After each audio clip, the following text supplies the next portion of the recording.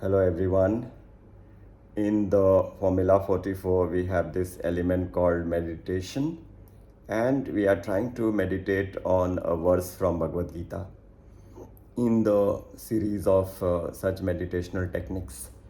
The verse that we have selected today is the verse number 918, which is an iconic verse. Gatir bhartā prabhuḥ sākṣhī nivāsaḥ śharaṇaṁ suhṛit prabhavaḥ pralaya sthānaṁ nidhānaṁ bījam avyayam. Amazing verse, because in a very simple 2 lines Sri Krishna has packed so many qualities of his, which is so soothing to hear. Sri Krishna is the speaker of Bhagavad Gita, the song of God, and he is the Supreme Personality, as how we understand through the verses that the speaker of Bhagavad Gita is the divine personified. So what is he saying? Gatir bhartā prabhuḥ sākṣhī. I am your destination. I am your provider. I am your witness. I am the Lord of this material universe. I am the resting place for you. And then he goes on, he says, I am the sustainer, I am the originator, I am the source of everything, I am your shelter, I am the seed-giving father, and I am infinite and unborn. Gatir bhartā prabhuḥ sākṣhī nivāsaḥ śharaṇaṁ suhṛit, and I am the compassionate friend of yours. So that is the position of the Lord in all religions. The Lord is seen as the Supreme Father, the Supreme Mother, the Supreme Friend, the Supreme Wealth, the Supreme Education, the Supreme All in All. And not only that, He alone is the Supreme Father, because our bodily father is subject to the material conditioning, and he is not permanent, but Lord is permanent. Our association with God is permanent, and that God is saying that I provide everything. I am the witness. I am the shelter. I am unborn. I am the source of everything. I am the sustainer. I am the destroyer. So if we think in such sentiments and relate ourselves to the divine, there is so much the peace and bliss in our life. Because here in this verse there is the reference of Pralaya, the dissolution, that this material universe in which we live is not permanent. One day everything will disappear. So this is an important knowledge to reflect, which will help us to develop detachment from the material world, that the material world is temporary, nothing is going to be here permanent.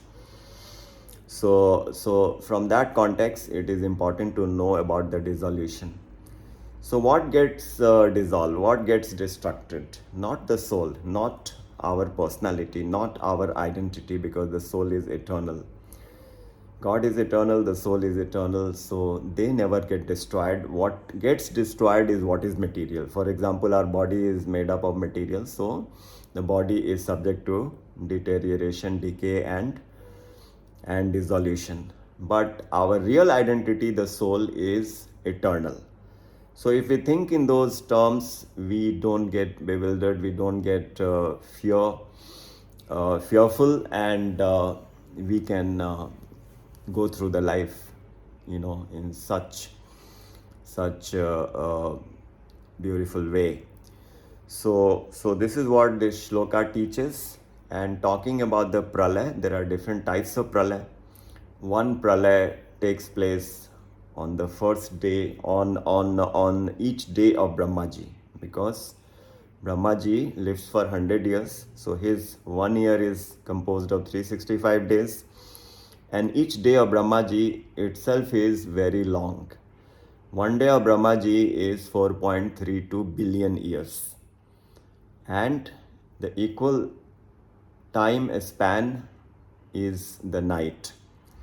So 1 day of Brahmaji itself is 2 into 4.32 billion years, and it is comprising of 14 manvantars. One manvantar means the lifespan of one manu. So in 1 day of Brahmaji, 14 times the manu changes. For example, now we are in the seventh manvanta.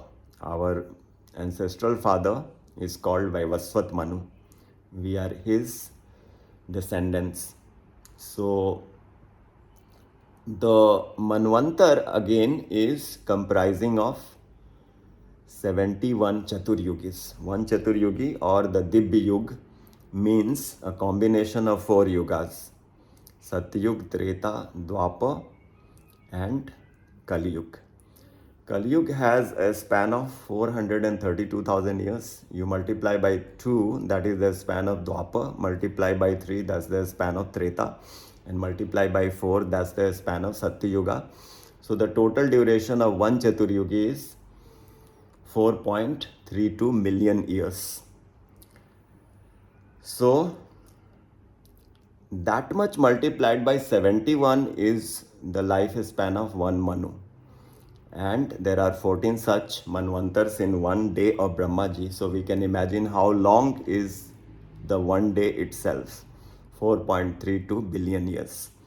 So that's when the partial dissolution takes place. Not all the planets, all the lokas will dissolve, but 3 lokas are dissolved and rest of the creation remains, and it reappears again when Brahmaji wakes up. So he has a day and he sleeps in the night, which is also equal to 4.32 billion years. So this pralaya is called Naimittik pralaya.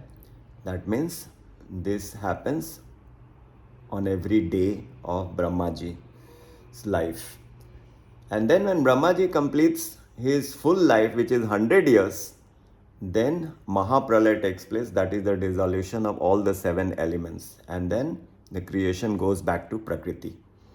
You know, the earth gets dissolved in water, water into fire, fire into air, air into space into the panch tanmatra into ahankar, into mahatattva, and then Prakriti. So everything is dissolved, and that is the total dissolution. So we talked about 2 types of dissolution: the Naimittik pralaya and Prakrit pralaya.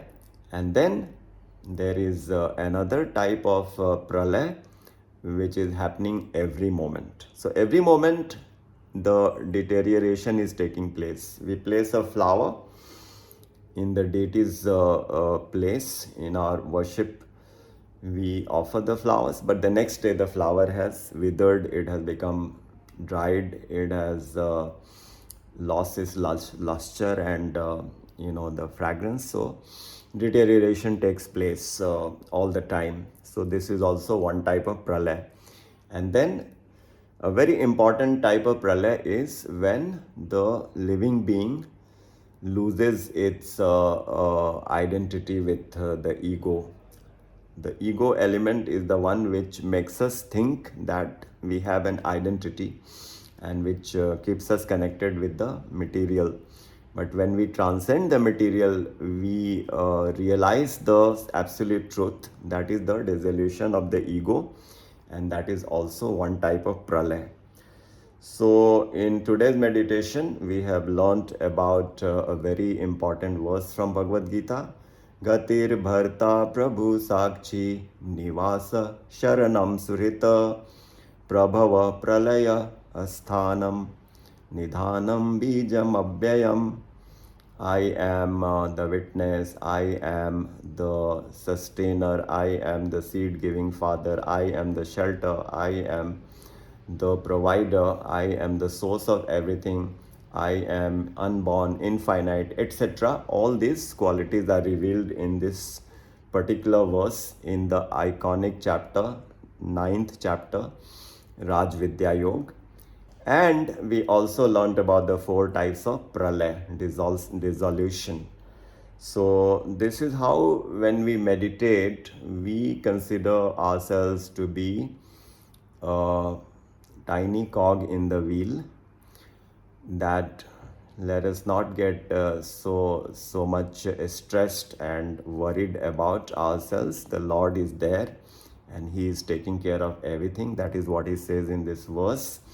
And when we compare our lifespan to the lifespan of the universe, we don't get so much serious about the dissolution and the death of the individual, because it is such a natural phenomenon. And when we compare it to the vastness of the universe, it becomes insignificant. So all this knowledge is supposed to bring that fearlessness, that detachment, vairagya, which is the way to remain blissful and peaceful.